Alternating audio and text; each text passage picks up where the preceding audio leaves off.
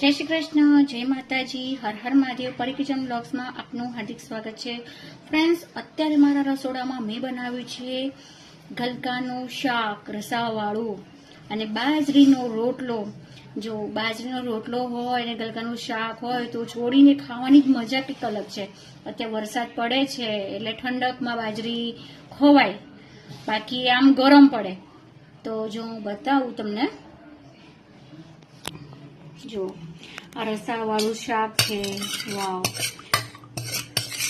મને આવું રસાવાળું બહુ જ ગમે, એટલે રસાવાળું શાક। અને હવે મેં આ રોટલો બનાવ્યો છે। હવે આવી રીતે હાથથી મસળીને આવી રીતે ભાગવાનું છે। જુઓ, ચોળીને ખાવાની મજા જ કંઈક અલગ છે બાકી હો।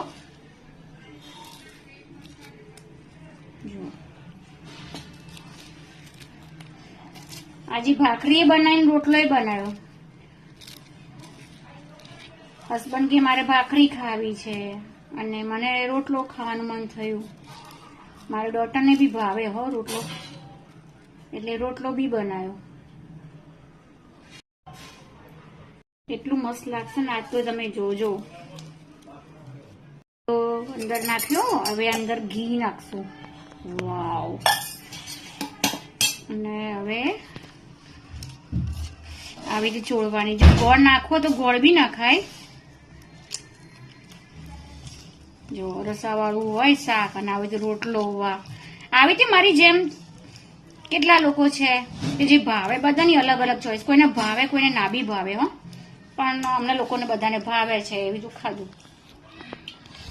હવે ખાઈશું। હવે આવી જાઓ, ચલો ફટાફટ, તમારા લોકોને ખાવું હોય તો।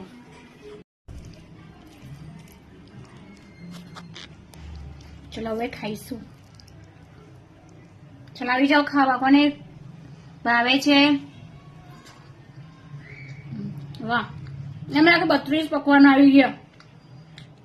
રોટલો હોય, ગલકાનું શાક હોય, પછી ઘણા લોકો દૂધી બટેકાનું શાક, રસાવાળું દૂધીનું શાક, પછી બટેકા ડુંગળીનું શાક, તુરિયાનું શાક, પછી કઢી હોય।